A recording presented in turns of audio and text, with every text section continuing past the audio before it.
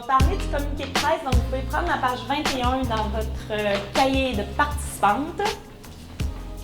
Et on va voyager entre la page 21 et 22 pour cette section-ci de la formation.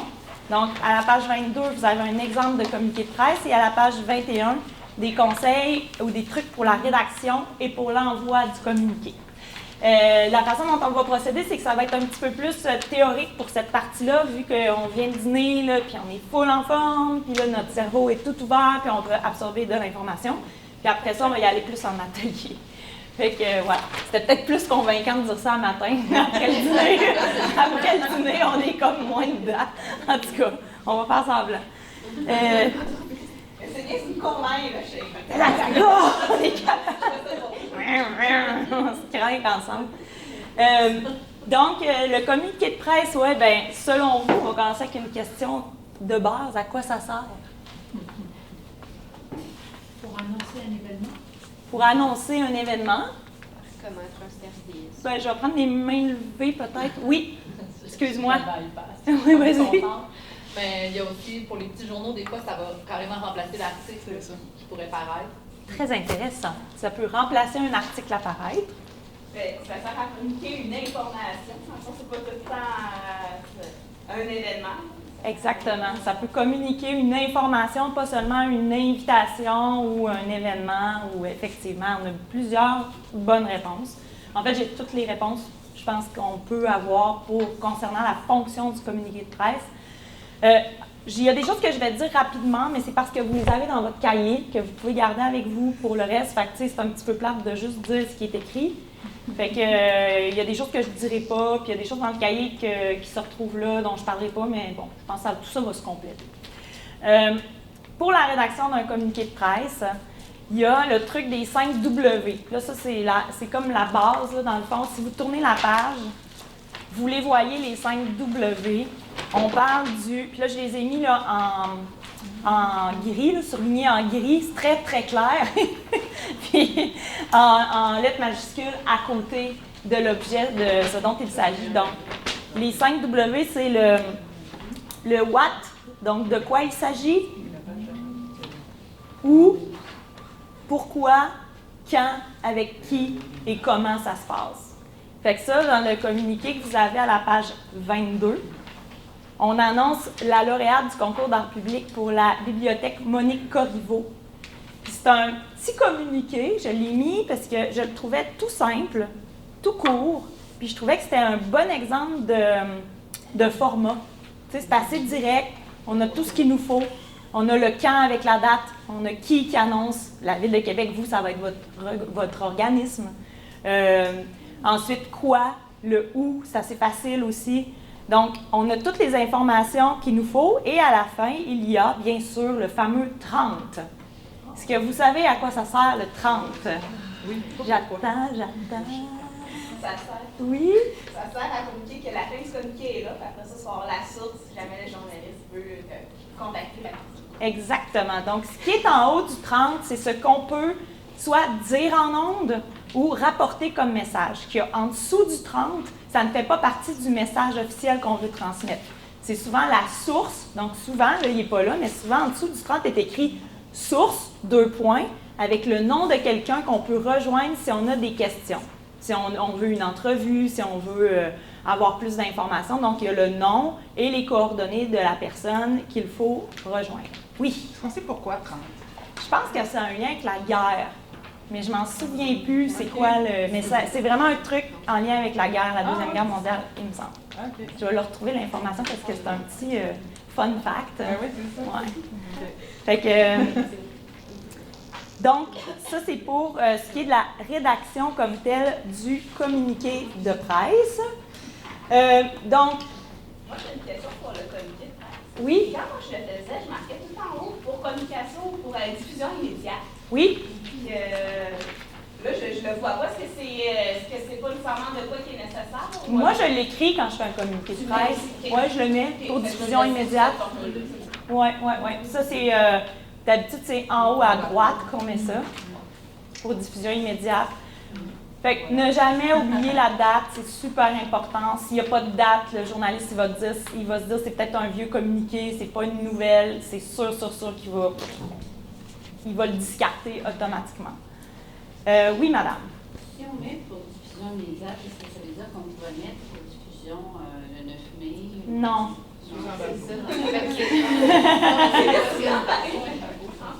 Nécessairement, c'est vrai que pour diffusion immédiate, c'est un peu une répétition de ce qui est la fonction d'un communiqué, mais on le voit quand même souvent. Fait que vous faites ce que vous voulez avec ça. Ça ne nuit pas, puis ça ne sert pas à grand-chose, mais si vous voulez le mettre, mettez-le. Est-ce qu'il y a d'autres questions? Correct. Ensuite de ça, vous n'oubliez pas la date, on n'oublie pas le lieu non plus, le 30. La longueur, ici, je disais que c'était un beau format, une page. Et un petit conseil, intégrez votre communiqué de presse directement dans le corps du message, dans le corps du courriel et non pas en pièces jointes. Ça, c'est comme quelque chose de...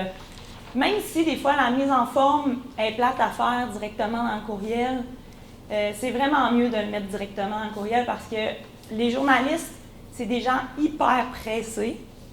Vous allez le voir tantôt, je vais vous en parler un petit peu plus du métier de journaliste, mais ils doivent choisir parmi une centaine de communiqués qu'ils reçoivent par jour.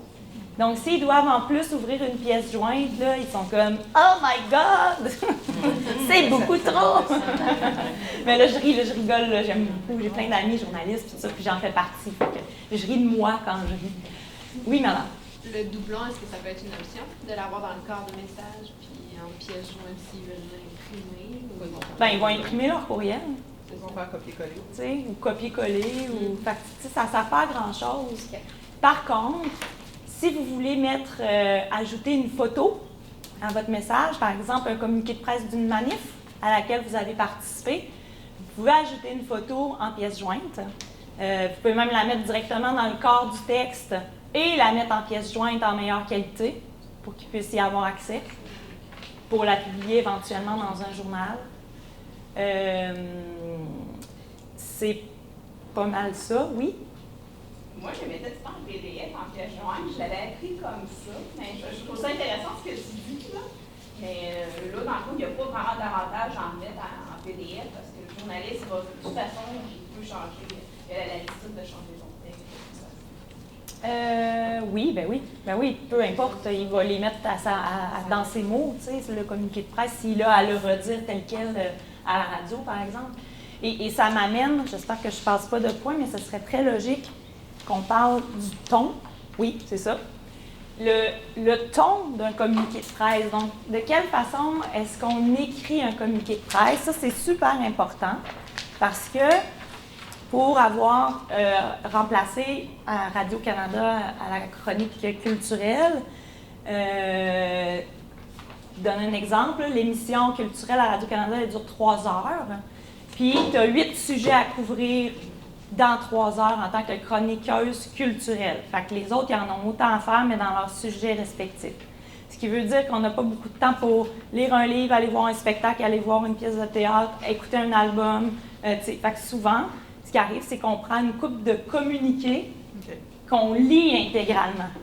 Et de là, l'importance du ton. C'est-à-dire qu'un communiqué de presse, c'est pas une publicité. Puis je le sais que quand on est responsable d'un organisme ou d'un événement, parce que moi aussi j'ai organisé des événements, on a tendance à mettre beaucoup d'adjectifs qualificatifs dans nos affaires. Parce qu'on est très enthousiaste, puis on dit « Venez célébrer notre 20e anniversaire, ça va être super! » Sauf que si on s'imagine le journaliste à la radio qui dit ça, ça ne marche pas. Lui, il faut qu'il soit neutre.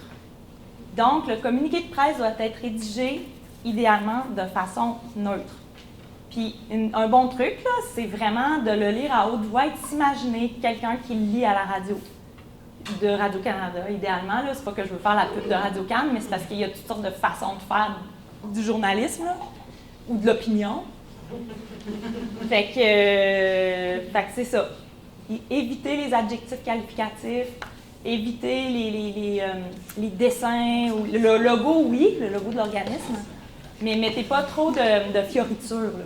Le logo devient difficile dans Ben, des fois, dans un courriel. c'est pour ça que je parlais de la mise en forme tout à l'heure. C'est plate de faire la mise en forme directement dans un courriel, mais on peut insérer une image dans un courriel quand même. Puis, je veux dire, moi, je trouve ça vraiment plus important que le message soit dans le courriel qu'en pièce jointe puis que la mise en forme soit belle. Je pense que c'est ça la priorité. C'est-tu correct? Oui, Oui. parfait. OK, je veux pas non plus... Parfait. Si vous voulez, par contre, être un petit peu plus subjectif, c'est-à-dire d'en mettre un petit peu des adjectifs qualificatifs, utilisez la citation. Dans un communiqué de presse, il y a souvent des citations. Là, c'est quelqu'un qui parle de l'organisme.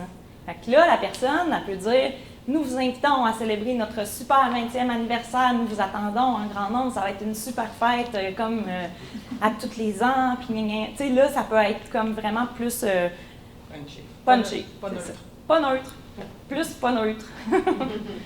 Fait que ça, c'est une bonne astuce pour intégrer un petit peu plus de subjectivité. Puis les citations sont toujours très appréciées dans un communiqué de presse puisque les journalistes peuvent les reprendre intégralement dans leurs articles. Mais la différence entre une invitation et un communiqué de presse, elle n'est pas toujours évidente. Quand on envoie une invitation, c'est vraiment pour inviter des gens à un événement. Et puis, vous voyez, la mise en forme n'est vraiment pas pareille. Souvent, c'est bien étrange, mais l'invitation, là, souvent, le texte, il va être, comment ça s'appelle, ça? Centré? Ouais. Comme ça, là, ouais, c'est ça. Ça va être souvent fait comme ça, une invitation, pour que de premier coup d'œil, le journaliste repère que c'est une invitation. Pourquoi on invite un journaliste à quelque part? Pour quelle raison? Pour quelle sorte d'événement, selon vous? Conférence de presse. Ça va être une conférence de presse. Conférence de presse, événement de financement, je sais pas, campagne de financement, manif à la limite, une action militante, ça peut être une invitation. Souvent, quand on invite les journalistes, par exemple, là, c'est le Conseil de la culture vous convie à une conférence de presse au cours de laquelle sera dévoilée la programmation du Printemps de la musique. La chose à éviter, c'est de mettre la programmation en pièce jointe avec l'invitation, parce que vous les invitez pour dévoiler la programmation. Mais ça arrive des choses de même. Puis là, le truc, c'est que tu te dis, ben pourquoi j'irais, tu sais? Fait que tu fais une conférence de presse, on fait une conférence de presse pour dévoiler des informations. Il ne faut pas dévoiler nos informations avant. Ben, tu sais, c'est un peu basique, là, mais je le dis quand même. Oui? Moi, quand je faisais une invitation, je faisais tout le temps une pochette avec un communiqué de presse que je mettais dedans et que je remettais aux journalistes. Parfait. C'est une bonne, ça marche, là, c'est ça. Souvent, c'est ça. Parce que là, j'avais aussi l'information, je contrôlais un certain type d'information que je voulais aussi qui diffuse parce qu'ils s'intéressaient à ça. Je faisais des compléments en faisant des entrevues. C'est ça. Quand ils entraient dans la salle, tu leur remettais la pochette avec toute l'information. Et après ça, la démarche à faire, c'est d'envoyer cette information-là aussi par courriel à toute votre liste de presse au complet. Même si les journalistes n'étaient pas là. Oui. Même s'ils ne sont pas là, vous envoyez à toute votre liste de presse votre communiqué, mais juste au moment où l'événement en tant que tel a débuté. Sinon, vous venez de rendre caduque votre événement si vous envoyez l'information avant. Oui? Dans l'objet, que ce soit un communiqué ou une invitation, qu'est-ce qu'on met dans l'objet du courriel? Moi, j'écris toujours communiqué, revengeance des duchesses ou votre organisation ou quelque chose de plus accroche. Bien, l'objet, en fait, l'objet du communiqué. Mais on met le mot communiqué. Moi, chaque fois, j'ai un doute parce que ça réduit, surtout sur un appareil mobile. Ouais. Je pense toujours à ça. Oui, tu as raison, dans une certaine façon, mais en même temps, je pense que pour le journaliste, c'est important de sélectionner vite son information. Fait que, tu sais, de voir que c'est un communiqué, que c'est pas pas un pourriel, là, mais tu sais, une affaire qui a passé free dans sa boîte courriel. S'il est écrit communiqué là, en lettres majuscules, là, il risque de l'ouvrir. Mais ça, c'est mon avis à moi. Il n'y a pas de loi par rapport à ça, là,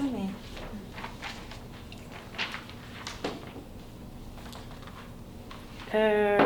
Donc, c'est pas mal ça pour ça.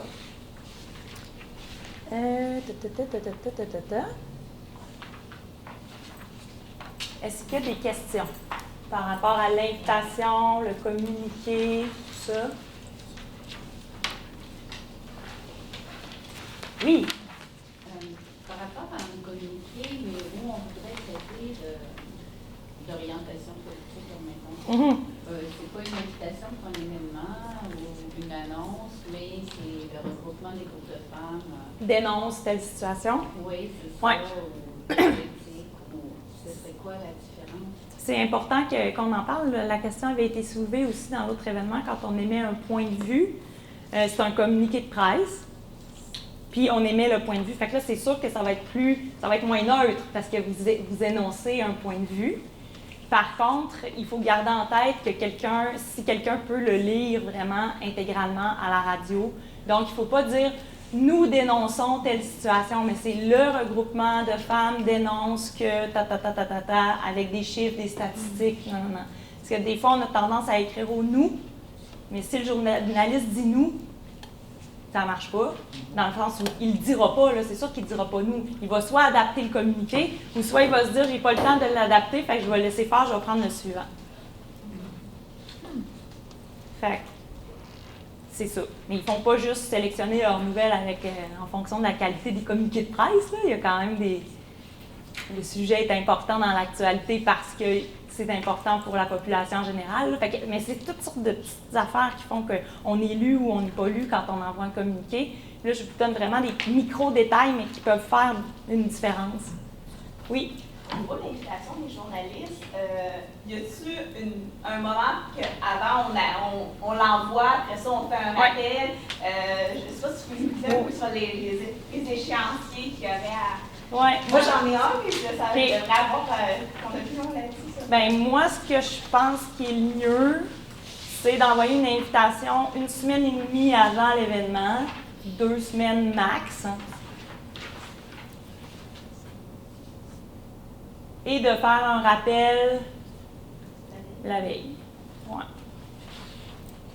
Et le rappel est constitué du même envoi, de la même invitation, sauf que vous écrivez dans l'objet « rappel ». C'est la même chose.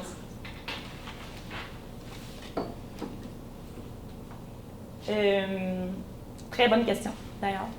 Puis, ce que je voulais dire, c'est que par rapport vous avez sans doute des listes de presse, et vous n'en avez pas encore, des listes... T'avais-tu une question? Oui, est-ce qu'il y a un moment qui est bon d'envoyer le communiqué de presse, au moment dans la journée? Oui, ça aussi, c'est une très bonne question. Je vais le noter parce que ça, il ne faudrait pas que ça vienne juste des questions. Il faudrait que j'en parle tout le temps. OK. Avant d'envoyer un communiqué de presse, soyez sûr d'être capable de répondre aux journalistes qui vont vous appeler. Dès que vous envoyez un communiqué, là, ça peut prendre 5 minutes, quelqu'un saute sur le sujet, vous appelle et vous demande en entrevue.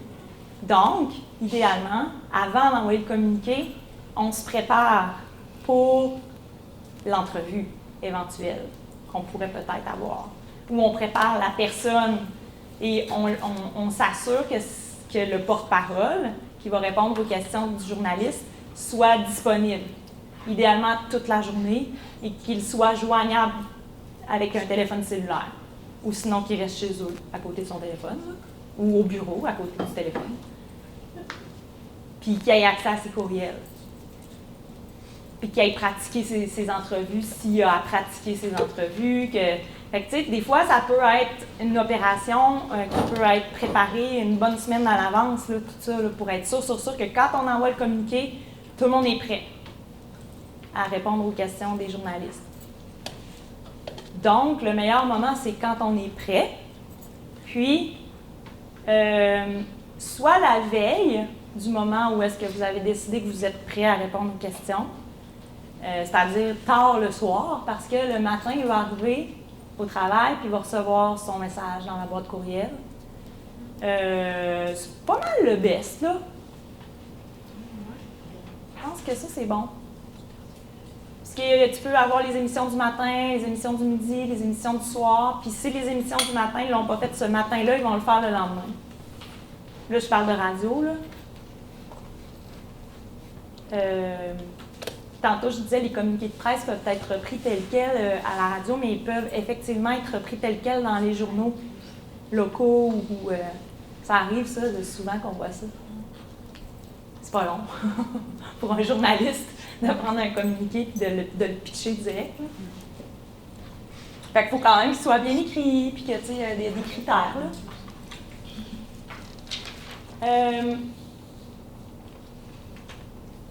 Ça, c'est beau. Maintenant, ce que je vais faire, c'est que je vais vous inviter dans quelques instants à vous approcher. Parce que j'ai fait une entrevue avec un ami journaliste qui travaille à RDI depuis 10 ans, qui s'appelle Pascal Poinlane. Puis je lui ai demandé, vous avez d'ailleurs dans votre cahier, c'est les questions que je lui ai posées. Fait que si vous voulez prendre des notes pendant qu'on va écouter l'entrevue, vous les prendrez. On a eu une petite jasette au début, puis là, ben, je commence à 1 minute 30, là, parce qu'il va peut-être avoir des petits trucs perso au début. Là. C'est ça, exactement.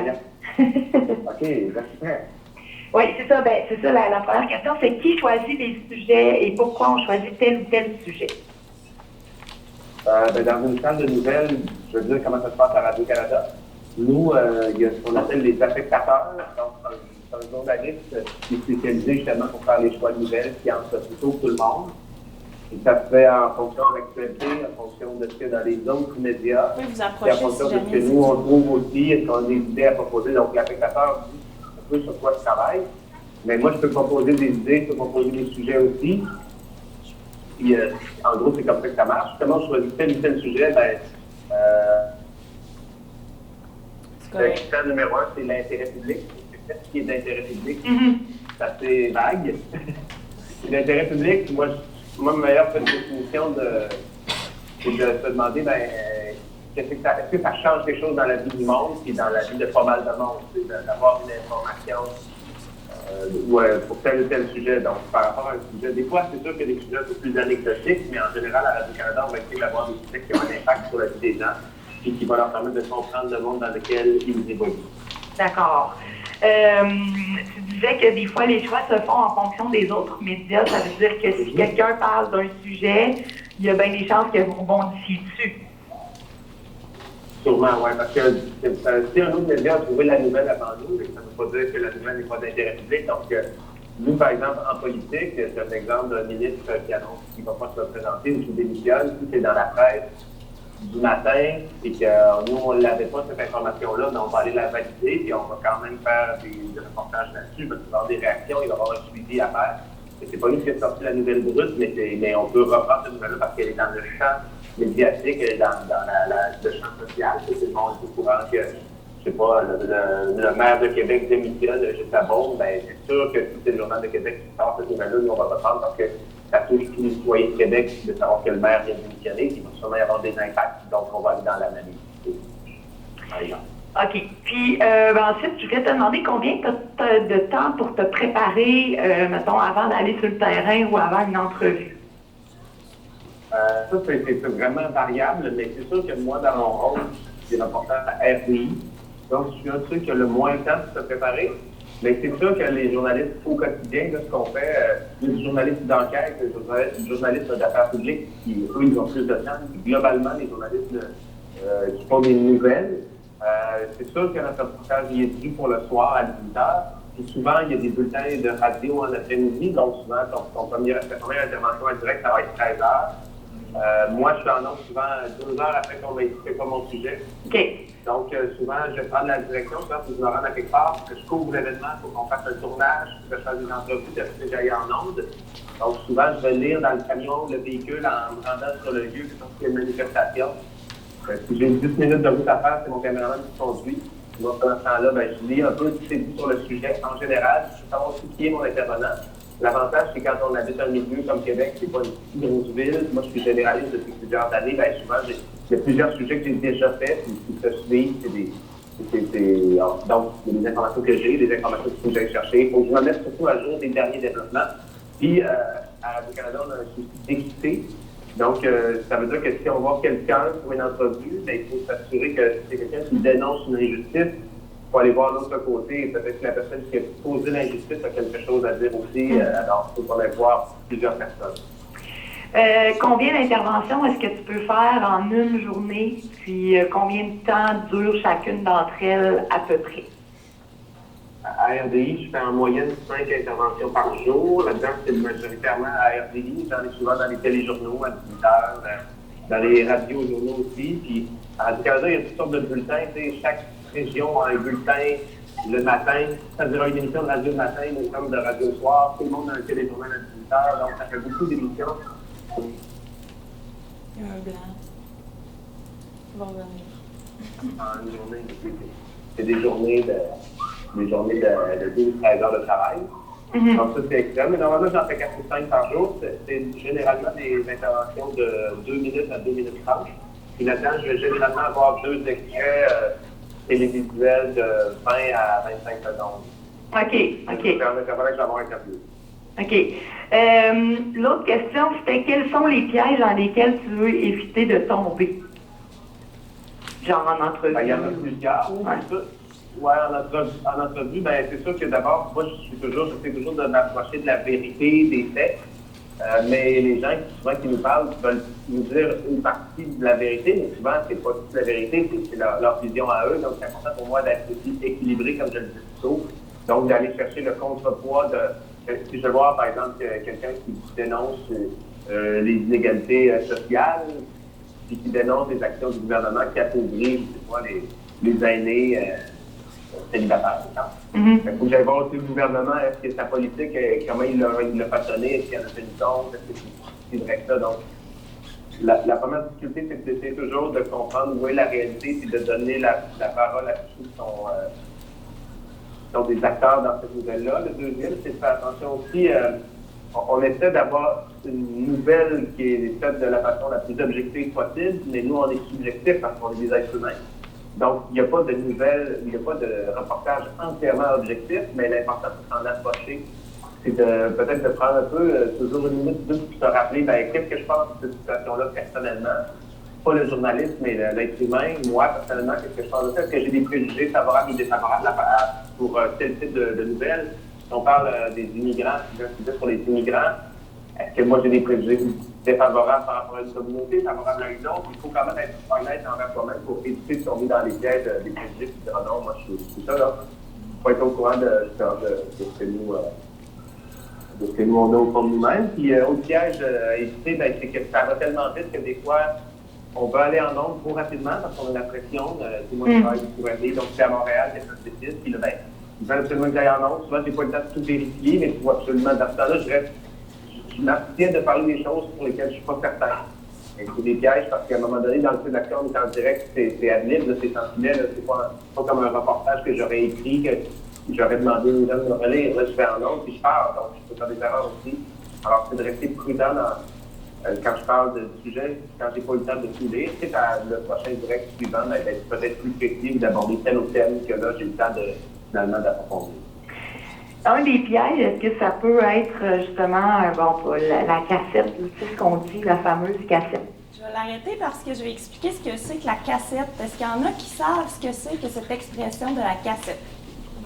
Avoir un discours préformaté déjà, tout répété à l'avance, qu'on fait juste répéter sans. Exactement. Donc, la cassette, c'est une tactique que les politiciens utilisent beaucoup pour faire passer leur message, c'est-à-dire que même souvent, ils vont se pratiquer pour que cette clip-là, donc ce dont Pascal parlait, c'est-à-dire que souvent, il va aller chercher 30 secondes d'intervention dans une conférence de presse ou quoi que ce soit. Les politiciens sont très habiles à faire ressortir la clip de 30 secondes et que ce soit cette clip-là que le journaliste aille chercher. C'est vraiment un art et on appelle ça pour vrai dans le domaine l'art de la clip. Ceci dit, vous pouvez l'utiliser à bon escient, dans le sens où si vous avez une entrevue sur un enjeu qui est vraiment touché, essayez de vous en tenir vraiment au discours que vous avez préparé, à l'entrevue que vous avez préparée, peu importe à la limite la question qui vous est posée. Et tout à l'heure, Julie des Calac, je ne me trompe pas, nous confiait que c'est ce qu'elle a fait. C'est-à-dire qu'à un moment donné, elle a pogné le truc de dire aux journalistes, cette question-là, je ne peux pas y répondre, mais ce que je peux te dire, c'est. Puis là, elle part. Puis elle reprend le contrôle de l'entrevue complètement. Puis ça, je pense que c'est une clé extraordinaire pour les organismes qui ne veulent pas se faire avoir par des journalistes. C'est un peu ça. Fait que le truc de la cassette, c'est perçu négativement dans la population et perçu négativement de la part des politiciens parce qu'on est écœurés de se le faire servir en tant que citoyen. Mais, puis pour les journalistes, c'est dole, mais pour nous, c'est le best, tu sais, un peu, là. Quand on est en situation extrême, là, tu sais, vraiment tantôt, Julie parlait de sclavounos. Elle ne voulait pas se prononcer là-dessus, mais la première question que les journalistes y posaient, c'était « prononcez-vous là-dessus ». Non, mais elle enchaînait sur d'autres choses. Oui? C'est drôle que tu dises l'art de la clip parce qu'on a fait des vidéos, puis il y a un peu de ça aussi. Quand on veut faire du montage, puis justement, quand les journalistes veulent faire leur clip, peut-être que c'est intéressant pas juste de l'avoir pratiqué, mais d'avoir pratiqué un certain débit de voix pour que la personne ne soit pas capable de couper ta fin de phrase. C'est quand même, c'est niaiseux, mais nous autres, on avait de la difficulté des fois à couper au montage certaines personnes pour faire nos propres besoins, puis parce que la personne, elle parlait très vite. Comme t'es comme, ça va être vraiment bizarre si on la coupe. En même temps, c'est un truc à utiliser si on veut que la personne ne nous coupe pas. Non, c'est vrai. Effectivement. Puis de reprendre le contrôle d'une entrevue, là, c'est tellement satisfaisant. Là. Il y a quelque chose de l'empowerment là-dedans là, qui est vraiment le fun à pratiquer. Un autre truc aussi par rapport aux entrevues, quand on se fait appeler par les journalistes, c'est de questionner le journaliste avant l'entrevue sur ce qu'il veut nous demander. Ça se fait, là, ça se fait très bien. Des fois, on est mal à l'aise de faire ça, c'est normal, mais oser vraiment lui dire « OK, ben si j'accepte, ça va être quoi tes questions? Quel sujet tu vas aborder? Moi, je parle pas de ça. Moi, je parle pas de ça. Au pire, il va vous dire « Ben, vous voulez pas parler de ça? Ben, je viendrai pas. » Ben, tout bad, tu sais. Tout bad. C'est tout. Puis, les journalistes, il y en a des super éthiques, professionnels, qui sont sympathiques à notre cause et à toutes sortes de causes. Puis il y en a des un peu machiavéliques qui utilisent toutes sortes de méthodes pour faire sortir la clip et tout ça. Fait que il faut faire attention, il faut être prudent, puis il faut idéalement les connaître. Là. Moi, je sais que vous avez bien d'autres choses à faire que des communications, là, puis de connaître tous les journalistes de Québec parce qu'il y en a bien gros. Mais je vous donne des trucs à développer. Oui? Le défi devient plus grand, pareil, quand c'est un journaliste d'un journal, parce que là, il peut plus ressortir même les questions avant, où il peut... là, la coupure n'a pas... OK, je comprends. C'est ça. Oui. Il y a différents formats. Mais le fait que ça soit par écrit, c'est pas... Des fois, ça peut être... Pour la cassette, en tout cas, c'est plus difficile. C'est vrai, ça peut être plus difficile pour la cassette, mais ça n'empêche pas de ne pas répondre à des questions, effectivement. Fait que, c'est différent. C'est vrai qu'il faut s'adapter au format aussi. Hein. C'est une autre affaire. Radio, télé, écrit, c'est tout différent. Fait que quand même, il faut être versatile. Y a-t-il d'autres questions là-dessus? Je vais juste terminer en disant que si vous vous rendez compte qu'un journaliste est vraiment sympathique à votre cause, que vous trouvez que ces questions sont vraiment... En tout cas, vous vous entendez bien avec, puis vous y faites confiance, puis l'article qui sort, vous trouvez que ça a vraiment du sens, rappelez-le, gardez-le dans votre banque, entretenez ce contact-là. C'est vraiment important. Des fois, il s'agit juste d'un journaliste qui comprend vraiment bien nos enjeux, puis que lui, à chaque fois que vous annoncez de quoi, il va venir vous voir, il va vous couvrir de façon correcte, puis les autres vont embarquer après. Puis il va faire peut-être même de l'éducation auprès de ses amis journalistes qui sont moins au courant des enjeux du communautaire. Fait que, des fois, ça n'en prend pas tant. Oui? Mais tu sais, on a beau avoir comme un peu des amis, en tout cas des journalistes sympathiques à notre cause, mais tu sais, je prends, mettons, un journaliste qu'on a ici du Soleil, qui est super cool, qui avait vraiment tendance à couvrir beaucoup de manifs, mais depuis un bout, lui a envie de couvrir les manifs comme journaliste. Par contre, le Soleil au-dessus, la grosse machine, fait comme, ben, tu sais, il y en a beaucoup des manifs ces temps-ci, tu sais. Même si la relation avec le journaliste est cool, lui, il y a comme un peu des comptes à rendre à plus haut que lui. Comment on fait pour convaincre la machine, tu sais? En tout cas, c'est quelque chose qui me questionne. C'est comme un beau être vraiment cool, mais... Ouais. Écoute... C'est tough, tu sais. Ouais, c'est dur, là, convaincre la machine, on s'embarque dans quelque chose de big, là. Déjà, de convaincre un journaliste, c'est déjà pas pire. C'est une bonne question. Je pourrais y réfléchir longtemps. J'ai pas de réponse pour ça, vraiment. Là, en fait, c'est peut-être en passant par des alternatives, dans le sens oublier les médias traditionnels, puis passer par des médias alternatifs, comme les journaux alternatifs, les radios communautaires, mais ça n'a jamais autant de retentissement qu'un média majeur. Ceci dit, les médias sociaux peuvent être une très bonne porte de sortie. Pensez au mouvement Moi aussi. Parce que des fois, on se dit, ouais, tu sais, Facebook, tu sais, j'ai pas le temps, ou Twitter, mais tu sais, c'est sûr que ça demande d'ouvrage, encore une fois, mais regardez, Moi aussi, ce que ça a fait. T'sais. C'est des médias qui n'ont pas de filtre, dans le sens où vous n'avez pas de filtre entre vous et la population. C'est direct. C'est de même que Trump a gagné ses élections. C'est pas une référence, là, mais... mais ça marche pour toutes les bords. En tout cas, ça, c'est juste une petite introduction là-dessus. Je m'étends. Je vais repartir l'entrevue qui est difficile à écouter. La fameuse cassette, là, comment on fait pour, en tant que journaliste, pour aller plus loin dans le message que la fameuse cassette? Y a-t-il des types de questions qu'on pose puis qui font sortir les gens de leur cassette, ou c'est pas nécessairement si facile que ça? Bien, bonne question. Moi, je pense que la cassette, ou en tout cas, chaque personne qui va donner l'entrevue, ça dépend si c'est un simple citoyen que c'est moi qui vais l'interviewer parce qu'il y a des inondations, par exemple, en Beauce, puis le citoyen, il n'aura pas de cassette, puis il va me parler de sa réalité, mais dès qu'on tombe dans l'officiel, les organismes gouvernementaux ou paragouvernementaux, peu importe, avec une entreprise privée, elles ont toutes leur message à nous donner, puis la cassette, ça fait partie de ça. Et moi, je pense qu'il ne faut pas essayer tant que ça de la contourner. C'est normal que les gens ont leur message, fait que tu leur laisses dire leur message. Mais ensuite, en sous-question, on va aller... Le truc, c'est de raffiner nos questions en fonction de, dans tout ce message-là, est-ce qu'il y a des contradictions, est-ce qu'il y a des choses qui sont intéressantes, est-ce qu'il y a des choses qu'on peut relier à d'autres événements d'actualité.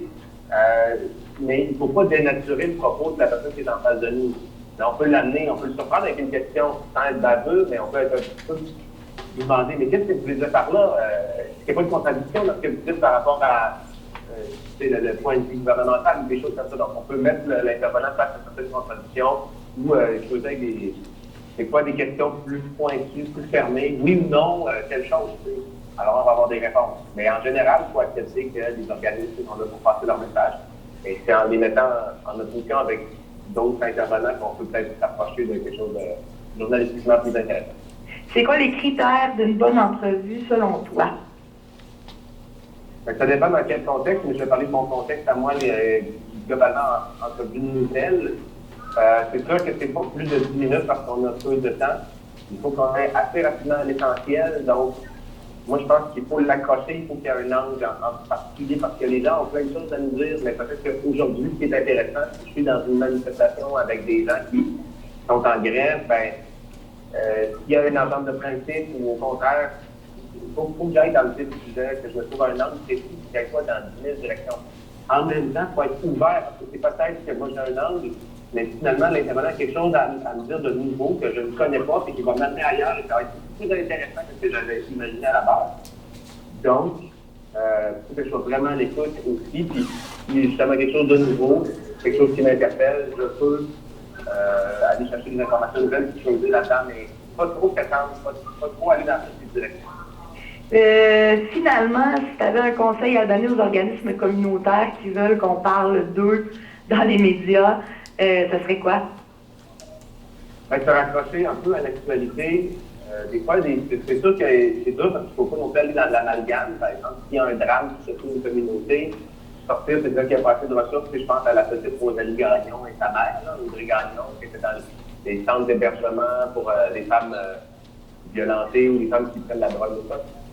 Est-ce que c'est maintenant qu'il faut sauter là-dessus? Pas forcément, parce que là, ça pourrait avoir l'air opportuniste. En même temps, là, c'est vraiment la question quand même dans l'actualité. Donc, parfois, on peut se raccrocher à l'actualité. Je donne un exemple. S'il y avait déjà une manifestation de prévu, et qu'en plus, tout le monde est au courant de ce drame-là, ben, c'est pas inutile pour mousser, par exemple, l'intérêt journalistique pour la manifestation, de dire que parmi les manifestants, il va y avoir des représentants des groupes de femmes, des représentants d'organismes qui viennent en aide, je sais pas, quel type d'enfants, tu sais. Donc là, forcément, le journaliste, quand il va voir le communiqué, il va dire, ah, c'est une grosse manif des groupes communautaires, mais dans ces groupes communautaires-là, il y en a qui interviennent du sujet d'actualité aujourd'hui. Donc, je vais aller voir la manif, en passant, je vais leur parler de ça.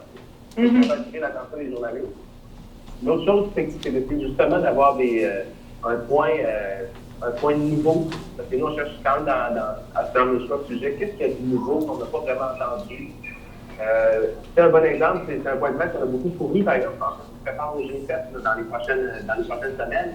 Et là, à un moment donné, la société civile nous a convoqués pour nous dire, ah ben, là, ils nous gardent un punch durant la conférence de presse, c'est qu'ils vont organiser un grand forum social en mars du G7. Bon, là, il y a une annonce concrète. C'est à la fois concret et après, parce qu'on ne sait plus trop ce dont on va discuter. C'est juste le cadre. On ne sait pas ce qu'on va à l'intérieur du cadre, mais déjà, nous, c'est assez concret. Puis on parle de ces organismes-là qui se trouvent à son forum social. Donc, c'est ça, se rattacher à l'actualité, puis trouver une nouvelle ou un élément qui va faire nouveau. Nous, quand on a l'impression que c'est répété, les journalistes, on se dit, on en a déjà parlé souvent. Malheureusement, la vraie vie, c'est pas comme ça. Souvent, la vie, les problèmes, ils ne s'arrêtent pas du jour au lendemain. Les journalistes, eux, ils ont besoin toujours de nouveautés. Donc, ça peut être le même problème, c'est d'écrire d'une façon peut-être nouvelle. Trouver un chercheur qui sort une nouvelle étude, puis vous commencez cette étude-là, par exemple, je ne sais pas, donc on s'attache à quelque chose de nouveau pour parler de notre cause à nous. Ça peut être une façon aussi de faire. C'est très intéressant, Pascal Poilâne. Merci beaucoup. Y a quelque chose que tu voudrais ajouter? Je trouve que c'est difficile pour nous de parler des organismes communautaires parce que c'est souvent, c'est peut-être quelque chose que je pourrais rajouter là, dans comment faire que les médias s'intéressent à nous. Quand on n'a pas juste les porte-paroles, les porte-paroles veulent qu'on voit le nom de leur organisme, que c'est soit connu. Nous, on aime aussi avoir accès au vrai monde, entre guillemets. Là, je trouve que c'est vraiment un peu débile comme expression, mais alors si on est un organisme qui s'occupe justement, je sais pas, des orphelins ou tout ça, ben oui, c'est une porte-parole, mais s'il y a des orphelins qui viennent avec le porte-parole, qui les médias peuvent les rencontrer, puis en tout respect, là, avec des gens qui sont volontaires, ben nous, ça nous intéresse toujours plus que d'avoir juste des porte-paroles. C'est important parce que les organismes communautaires ont accès à une population de gens qui c'est pas facile pour nous toujours de trouver. Ça nous intéresse toujours, ça donne toujours de très bons reportages parce qu'on va toucher à la réalité et qualifier l'être humain, peu importe sa condition. Donc ça, c'était peut-être mon dernier conseil. Ben, merci beaucoup. Merci, Marjorie. Bonne formation. Voilà.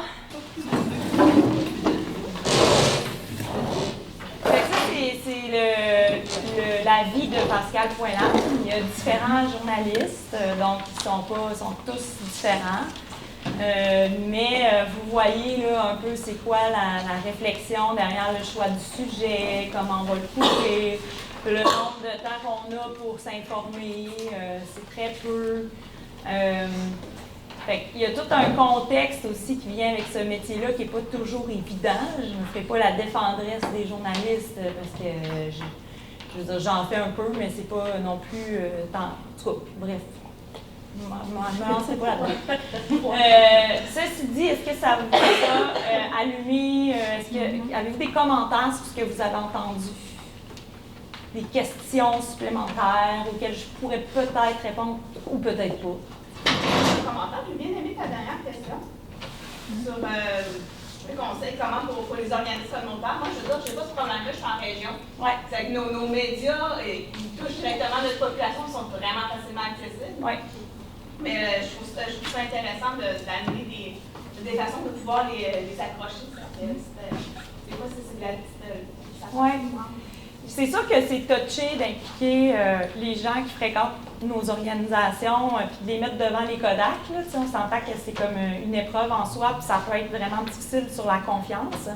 Mais s'il y en a qui seraient volontaires à le faire autour de vous, il y a des organismes que ça se fait, puis il y en a d'autres que ça se fait pas. Là. Mais hier, moi, par exemple, j'étais au vernissage de Projet Lune avec Gabrielle Bélanger, une artiste, tout ça. Je faisais un reportage pour Télé-Québec. Il y avait une fille, une femme extraordinaire qui faisait la visite guidée. Elle était tellement bonne. Puis je me disais, tu sais, je me disais, ça aurait pu être une bonne personne pour parler aux médias du projet Lune. Si elle veut, si elle est à l'aise, si nous, on est à l'aise. Ça prend un travail en amont, il faut préparer tout ça, faire des tests, à la limite simuler l'entrevue. Bref, il y a beaucoup de choses à penser quand on agit dans ce sens-là. Mais ça peut être une très bonne façon d'attirer le journaliste. On va s'en aller à page 28. Puis on va parler. Ah, c'est vrai, il ne faut pas le regarder. J'avais oublié. Il faut fermer le cahier parce qu'il y a plein de réponses à la page 28. Puis c'est un exercice. Fait que j'ai mis les réponses parce que vous allez pouvoir partir avec et avoir des notions dans votre cahier. Mais là, je sais que la pause est comme à écart, mais je pense qu'on a le temps. Mettons qu'on prendrait la pause à 20, ce ne serait pas trop grave. On va faire un petit atelier. Vous allez vous séparer en équipe de 4. Je pense que ça va être mieux en équipe de 4.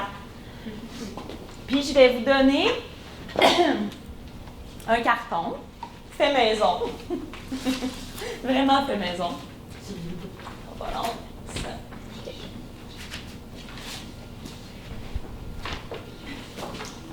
Bon, je sais pas, je vais réussir à bien l'expliquer, là, vous me direz, parce que tantôt, je n'étais pas fière de moi.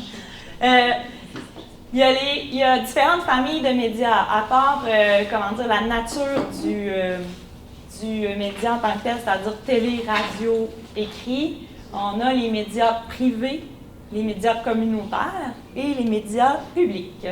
Les médias privés, des exemples de médias privés? TVA. La presse, le soleil, les radios poubelles, tout ce qui appartient Québécois, tout ce qui appartient à une entreprise, à quelqu'un. Bon. Les médias communautaires, c'est KIA, c'est KRL, c'est IHO, c'est JMD. C'est JMD. MD à Boston. OK. Elle est pas à gauche. Oui, effectivement. L'autre journal, le journal de groupe. Pardon? Le journal de groupe, c'est plus exactement.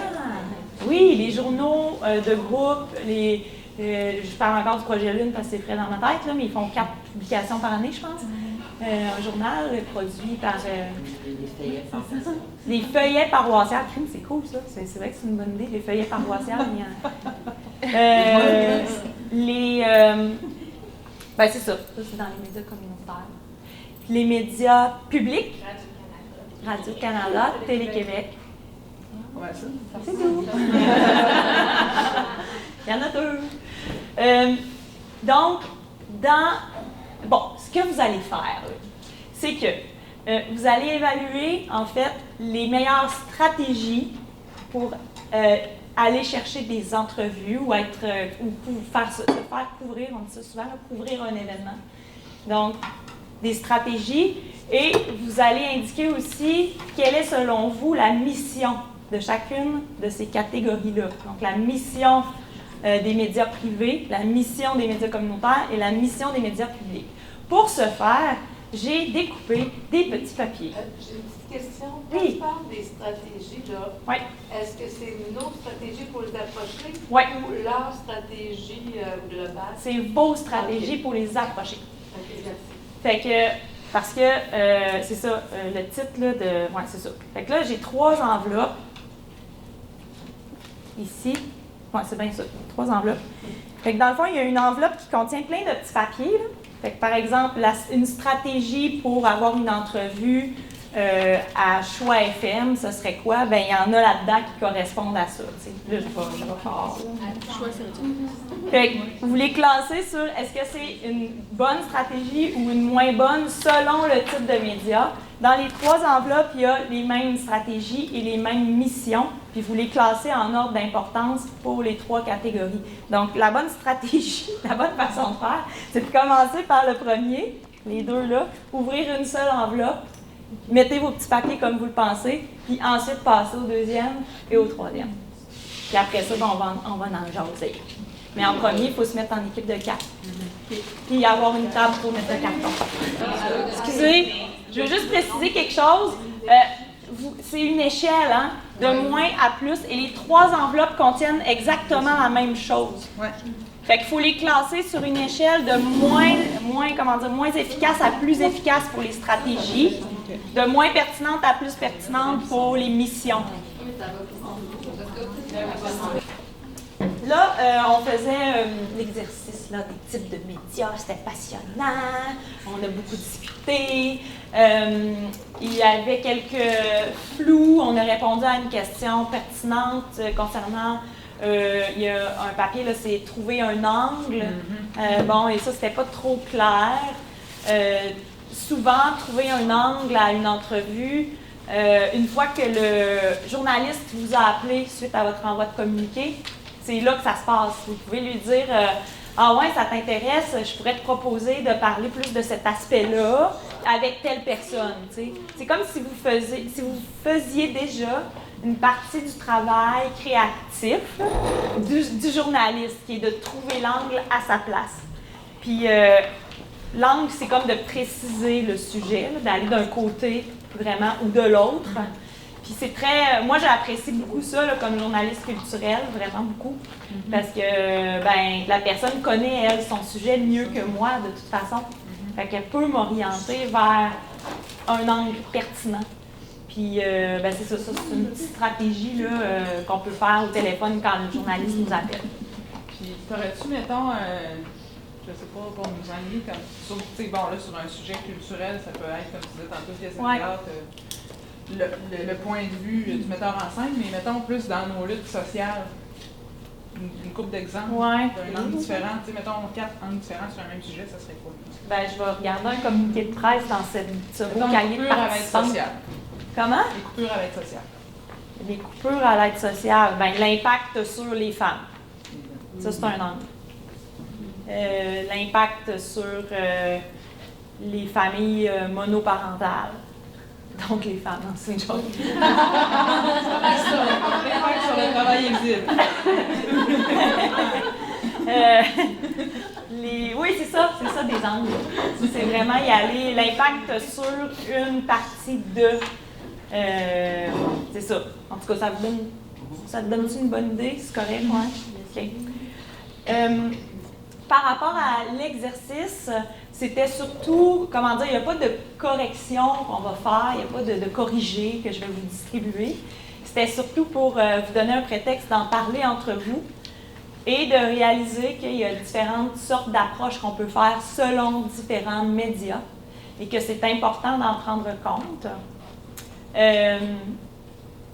Puis, par exemple, là, c'est bien niaiseux, mais il y avait un papier qui disait utiliser Facebook pour rejoindre les journalistes là, ou pour obtenir une entrevue. T'sais. Ça peut être super bon pour les médias privés ou surtout les radios privées qui sont très indépendants. Là, ils ont beaucoup de marge de manœuvre. Ils peuvent faire un peu ce qu'ils veulent. Fait que, par Facebook, ça marche super bien contacter les recherchistes des émissions. Ils marchent beaucoup par Facebook, en fait. Les contacter en privé, là, pas écrire sur le mur de l'émission, mais en privé. Vous pouvez aussi les contacter par courriel, vous pouvez aussi les contacter par téléphone, mais Facebook aussi, ça peut être bien... Il y en a qui fonctionnent beaucoup par Facebook, puis c'est facile à trouver un animateur sur Facebook, tu sais son nom, tu le trouves, bang, tu l'écris. Mais ça, c'est vraiment pour les médias privés, les médias communautaires, mais pas Radio-Canada. Pour les médias plus formels, à moins que vous connaissiez le journaliste, là, c'est vraiment plus le courriel du journaliste en particulier. et éviter peut-être d'appeler au numéro de téléphone général et au courriel général de Radio-Canada, parce que là, ça va se perdre dans une marée de courriels idéalement, trouver les courriels des journalistes en particulier qui s'intéressent à vos enjeux ou qui sont les journalistes des nouvelles à Québec. Ça se trouve là, quand même quand on va sur Internet. Et déjà, leurs adresses se trouvent. Puis la meilleure façon de trouver, là, c'est drôle, là, comme Pascal.Land qu'on a entendu tantôt. Pascal.Land, courriel, dans Google. Ah ouais. Puis ça sort. Pascal.Land, Radio-Canada, courriel. Parce que des fois, ça peut être un peu ardu de trouver les courriels. Puis on dirait que ça... Moi, je réussis la plupart du temps comme ça. Sinon, les journaux papier, Le Soleil, tout ça, souvent leurs courriels sont presque à côté de leurs articles, où c'est quand même assez facile de les trouver. Dans les médias communautaires, médias locaux, n'oubliez pas les Mont-Saint-Sauveur, Mont-Limoilou. Excusez les filles de Charlevoix, vous n'en avez pas de Mont-Charlevoix, mais c'est des blogs locaux qui existent depuis quand même un certain nombre d'années et qui ont acquis une bonne crédibilité auprès des journalistes. Fait que pour vous, ils sont beaucoup plus faciles à aller chercher, mais les journalistes s'alimentent là, souvent. Fait que ça, c'est un petit truc là, assez facile. Là, puis souvent, il y a des gens qui sont proches du milieu communautaire qui écrivent pour ces médias-là. Fait que ça peut être assez facile d'aller les chercher. Nous, au centre, là, il y avait une fille de Mont-Saint-Sauveur qui nous a communiqué pour faire un article là, sur les femmes. Puis la fille était super féministe. Fait que tout ce qu'on lui disait, là, elle comprenait super C'est ça. bien. Ouais. Souvent, c'est des gens qui écrivent bénévolement ou très peu payés. Donc, leur but, c'est pas de gagner de l'argent, c'est de faire passer un message qui leur tient à cœur. Puis c'est des valeurs qui souvent sont similaires aux nôtres. Fait que c'est bien, bien gagnant. Après ça, est-ce qu'il y avait des choses qui vous interrogeaient là, dans ce que vous avez fait, dans ce que vous avez travaillé là, sur le carton? Oui? Miser sur les valeurs mise de l'avant, économie, initiative personnelle et citoyenne. On pourrait voir ça comme sous 2 angles différents. Je comprends. Pas. Oui, c'est peut-être un peu flou. Ceci dit, c'est bien. Je vais reprendre le papier. Je veux juste être sûre de ne pas me tromper d'affaire. Merci.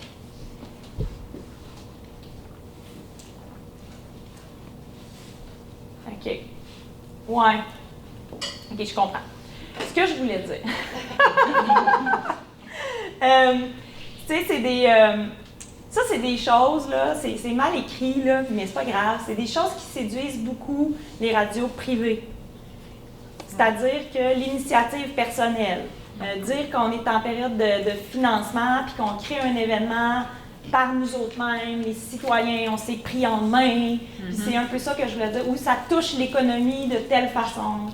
Les données économiques pour les radios, parler de droite, c'est intéressant pour eux. Puis ça m'amène à vous parler justement de préparation à une entrevue. Comme tu l'as dit, tout dépendant du média auquel on est appelé à faire une entrevue, la préparation, elle est super importante, vraiment. Faites-vous des simulations avec vous-même ou avec une collègue ou avec votre chum ou votre blonde ou peu importe, mais vraiment, là, pratiquez-vous. Dernièrement, moi, j'ai fait une entrevue avec Duhem, non, pas lui, l'autre, Landry. Puis je me suis pratiquée pendant une demi-journée pour une entrevue qui a duré 5 minutes, tu sais, puis j'étais fatiguée. Mais c'est vraiment épuisant, vraiment très épuisant. Puis, bref, préparez-vous, écoutez les émissions aussi avant, si vous pouvez, si vous avez le temps. Écoutez un petit bout là, de leurs émissions, ou même une au complet, pour comprendre le style de questions, comprendre les points que vous pouvez aller chercher qui sont similaires à ces intérêts pour les ramener vers votre sujet.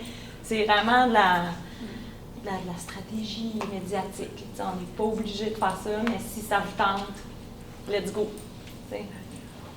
Puis moi, je me dis toujours que j'essaie en tout cas de me mettre en tête, même si ça m'atteint quand même personnellement, d'aller dans ces radios-là parce que c'est vraiment rough. Là. Puis je sais qu'après ça, ils vont parler de moi puis ils vont dire plein de cochonneries.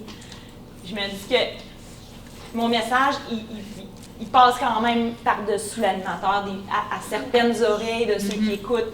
J'ose imaginer qu'il y en a qui, c'est ça, qui absorbent une partie du message sans se dire « non, ben non, ou une affaire de même », là, tu sais. Voilà. Est-ce que vous avez des listes de presse, sinon, dans vos oreilles? J'ai-tu parlé de ça? Je sais pas. J'ai parlé des listes de presse, les mettre à jour souvent? Non. Non? OK, c'est juste un petit truc. Des listes de presse, c'est une liste d'adresses courriel pour les journalistes pour envoyer les communiqués de presse. Essayez de la renouveler au moins une fois par année, parce que les journalistes changent de médias, changent d'assignation, c'est-à-dire quelqu'un au culturel peut se ramasser au fait divers, le fait divers va s'en aller à la justice. La justice, ça bouge beaucoup. Donc, il faut tout le temps revenir là-dessus. Une question. Oui. Ouais, nous, on est dans un cas particulier. Oui. On est ici à l'Université Laval, fait qu'on a le service des coms Ah. qui a sa liste de presse avec tous les médias sans distinction. Donc, ça arrive qu'on fait des communiqués qui sont plus généraux, si on veut, qu'on diffuse avec l'aide du service des coms. Oui. Mais est-ce que c'est préférable de prendre une stratégie comme celle-là ou d'avoir une liste de presse de gens qui sont, par exemple, plus sensibilisés aux enjeux féministes, puis d'avoir un communiqué qui peut être peut-être plus précis ou plus approfondi que celui qu'on va envoyer qui va être général, qui va nécessairement donner plus d'informations contextuelles. Si ton service des coms l'accepte, moi je dirais que ce serait bien que tu ailles ta liste à toi pour... Puis qu'on fasse les deux? Oui. OK. Ouais. Quitte à, si ton service des coms ne veut pas, avec ton communiqué, aller personnellement envoyer le même communiqué à certaines personnes en leur écrivant un petit mot personnel avant. Je pense que ça pourrait t'intéresser. Ou même que ça va déjà l'avoir reçu, mais par l'instance de l'université, qui est un truc un peu froid, un peu général, peut passer sous le radar assez facilement. Bien, c'est ça, en fait, c'est le fun parce qu'ils le font pour nous autres, mais en même temps, on se dit, est-ce qu'on coupe de la diffusion à y aller de façon plus large? Tu l'as fait dit, j'ai comme perdu un petit bout. Ta technique pour les remettre à jour, est-ce que tu as une stratégie pour le faire? Si on contacte directement les adresses qu'on a, les journalistes qu'on a, pour savoir si c'est toujours valable? Oui, c'est long et c'est plate. Il faut vraiment passer un par un. Puis sinon, vous pouvez aussi, comme juste feuilleter les journaux puis regarder s'ils sont encore là, aller sur le site Internet du Soleil puis regarder chaque journaliste s'ils sont toujours à la même place. Puis s'ils ne sont pas toujours à la même place, rajouter la nouvelle adresse. Puis au pire, l'ancienne va être encore là. Puis vous allez recevoir un message d'erreur à chaque fois. Ça dépend si vous aimez le fouillis, le chaos ou l'organisation méthodique, mais les deux fonctionnent. Fait que c'est ça. J'aimerais qu'on parle ensemble des médias sociaux. Qui a une page Facebook de fan pro là, pour son organisme, en fait? OK. Avez-vous de la misère à rejoindre les gens avec votre page Facebook? Ces temps-ci en particulier ou depuis quelque temps? Depuis février 2018. Oui. Tu as la date, toi, hein? Février 2018. Ben, je ne sais pas c'est quoi la date précise, mais. Oui, mais tu as le mois. Le changement d'algorithme. C'est ça. Facebook est de plus en plus restrictif quand on ne paye pas. Donc, depuis février, merci de l'avoir spécifié, c'est vraiment très difficile. Avant, on disait qu'on était capable de rejoindre, avant les changements de février, on disait qu'on était capable de rejoindre environ 10% de nos amis, nos fans, sans avoir à payer. Maintenant, je dirais que c'est comme plus 5%. Donc, c'est une logique commerciale. Facebook veut que les gens payent pour qu'on soit visible. Ça pénalise tout le monde. Ça pénalise surtout les petits qui n'ont pas autant d'argent que ça à mettre sur des publicités Facebook. Mais on peut aussi mettre très peu d'argent puis que ça fonctionne. Des fois, on peut mettre 5$ puis ça aide. Ça ne prend pas grand-chose. Oui? Ben, tu mets comme ton compte en tant qu'organisation sans but lucratif. Je pense que ta publicité, elle peut être 2 piastres plus 700 Attends, peux-tu répéter ça plus fort? Faut que tu mettes ton compte en organisme à but non lucratif. Là. Mettons que ton compte, ta page Facebook, pour que tes publicités te coûtent moins cher. Parce que moi, ils me demandent chaque semaine si mon événement de café rencontre, je veux atteindre 700 personnes. Mais non, je mets des à chaque semaine. Oui, c'est ça, mais ça, ils font ça, Ils font ça pour t'inciter à acheter de la publicité. Tandis que si tu es une compagnie là, qui fait de l'argent, ben, ça va être, mettons, 20 piastres. Oui, ça peut. Ah, ben, c'est cool. Dans le fond, ben, c'est pas. Ils sont un peu communautaires, c'est ça. C'est mieux que rien pantoute, là, mettons. OK. C'est une bonne information, merci. Sinon, je voulais vous proposer ce que je vois souvent ces temps-ci pour pallier au fait qu'on ne voit pas beaucoup les publicités, les publications Facebook. On a de la misère à pénétrer le fil d'actualité de nos fans. C'est qu'on peut créer un groupe à côté de notre page. C'est fun, ça fait plein d'affaires à gérer. Fait on crée un groupe. Dans un groupe, les gens voient beaucoup plus les publications qu'on met que sur une page corpo ou une page fan. Donc, vous pouvez créer un groupe qui pourrait s'appeler, par exemple, moi j'en ai un pour un truc en particulier qui s'appelle Les Sentinelles. Fait que maintenant, ce serait Les Sentinelles je sais pas moi, là, je prends la Revengeance des Duchesses, là, mettons.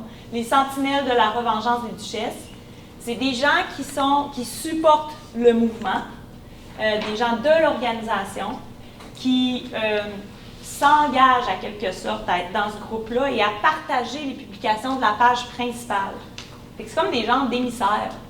Fait que ce que vous faites, c'est qu'à chaque fois que vous publiez quelque chose sur votre page fan, vous le publiez dans votre groupe de sentinelles, puis vous dites « Hey gang, ce serait le fun que vous partagiez ça sur votre page personnelle. » Là, après ça, les gens ils font ce qu'ils veulent, mais s'ils ont déjà adhéré au groupe de sentinelles, bien, vous savez qu'ils supportent votre mission. Puis souvent, c'est des gens proches, là, des membres du CA, des employés, tout ça. Mais ça fait une méchante différence parce que les comptes personnels, le taux de pénétration de la publication est vraiment beaucoup plus élevé qu'une page fan. Fait que ça, c'est un truc qui ne coûte rien. C'est juste que ça demande encore une étape de plus. Fait qu'on publie sur notre page corpo, on dit à notre groupe Les Sentinelles, il y a cette publication-là, likez, publiez, commentez, partagez. Là, il ne faut pas qu'il le fasse en dessous de celle-là, il faut comme qu'il aille voir la publication originale puis qu'il le fasse. Oui? Bien, je pense aussi, nous, on s'était informés puisqu'on animait une page puis on voulait comme aussi la participation, tout ça.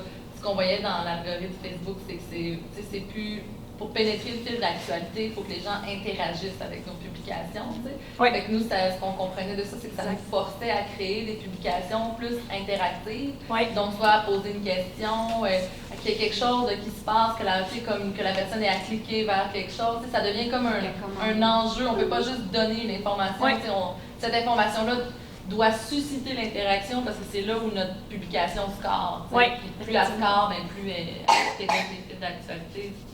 Oui, mais c'est vrai, effectivement, de susciter l'action, ça aide pour Facebook. Est-ce qu'il y en a qui ont un compte Twitter? OK. Donc, personnellement, tu as un compte Twitter. Il faut savoir qu'il y a seulement 10% de la population qui ont un compte Twitter. C'est pas beaucoup, sauf que la majorité sont des journalistes et des vedettes. Fait que des fois, ça peut être plus facile de rejoindre des journalistes par Twitter que par n'importe quel autre moyen parce qu'ils sont très, très, très, très Twitter. Mais bref, c'est un autre apprentissage. Le mouvement, moi aussi, vient de Twitter. Fait qu'on peut comprendre que des fois, c'est rébarbatif, mais ça peut avoir une grande influence sur les médias sociaux, les mouvements sociaux. C'est drôle. Les mouvements sociaux peuvent partir de Twitter, c'est quand même quelque chose. Donc, si vous avez le goût d'observer ça à un moment donné, dans un temps libre, je vous y encourage. Mais c'est un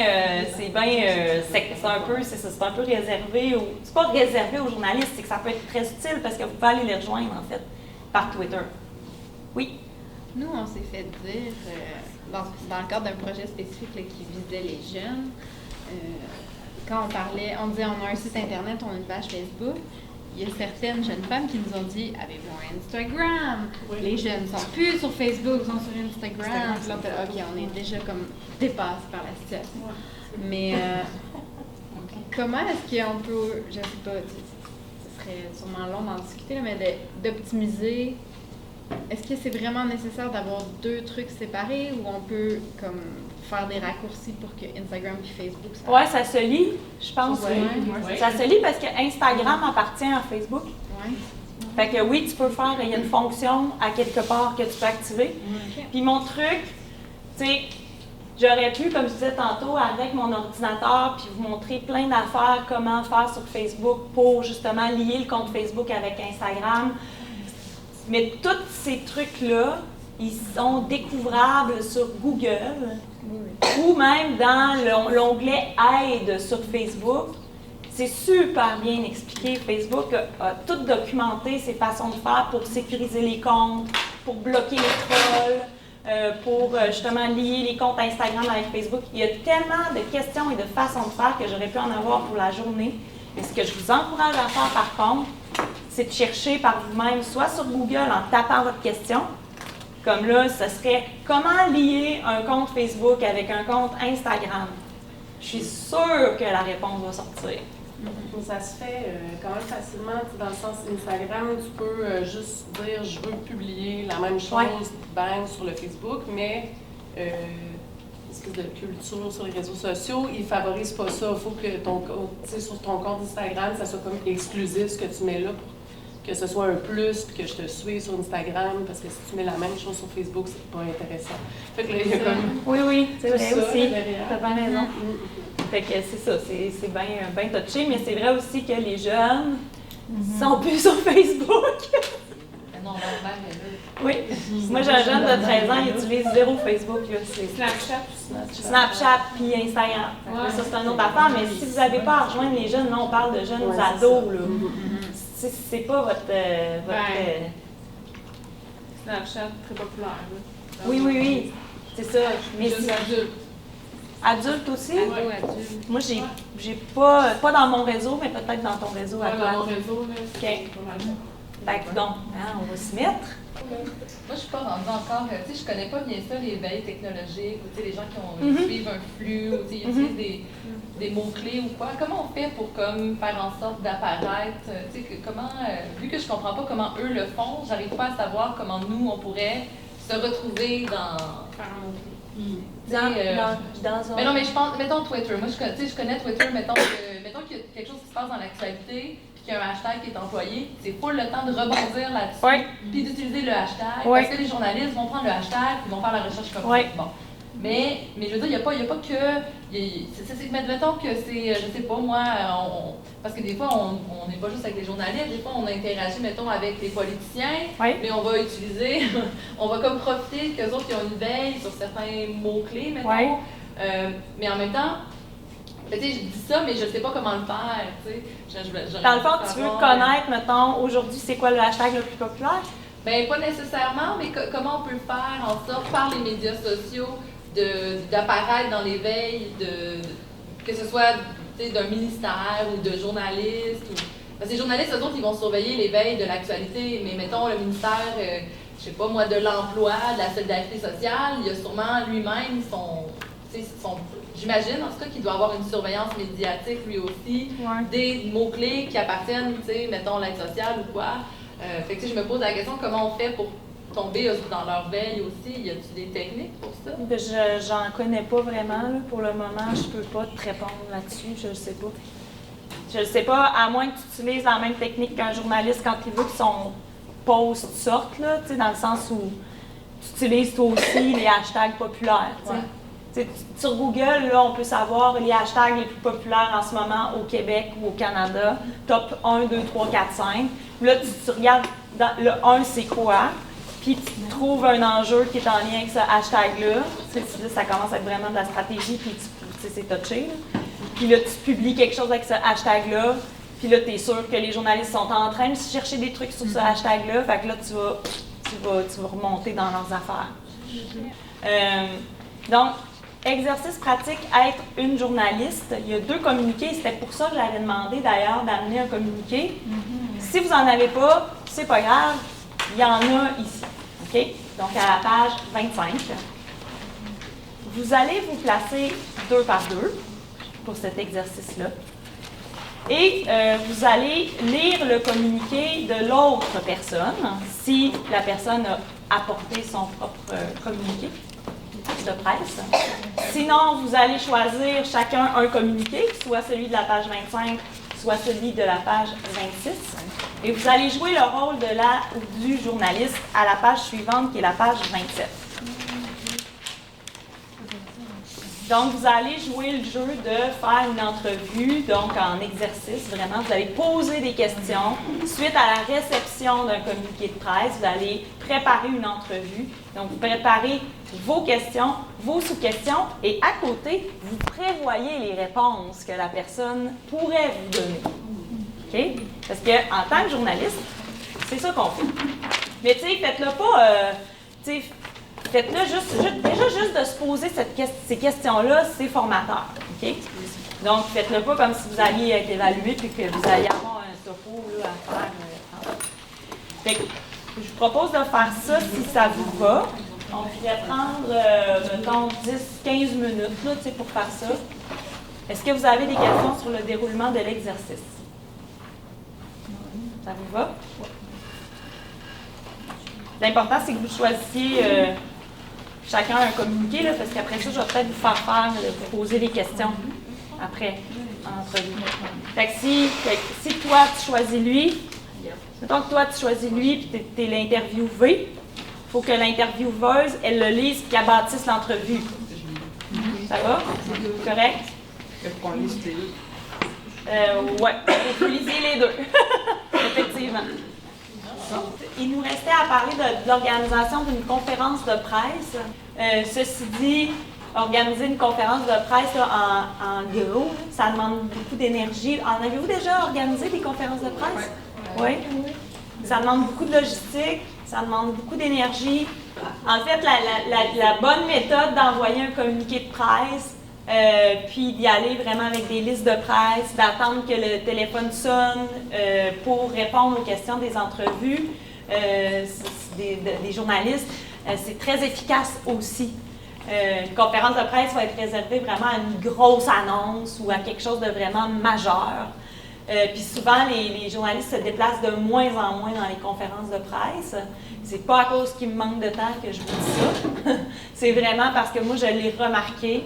Les conférences de presse sont de moins en moins couvertes par les journalistes. Fait que, essayez, avant de dire « on organise une conférence de presse », puis de mobiliser des ressources, réserver un local, acheter des beignes puis du café. Tu sais, c'est quand même drainant là, d'avoir une personne à la table de presse qui prend les présences, donner des pochettes avec des communiqués de presse. C'est beaucoup d'organisation.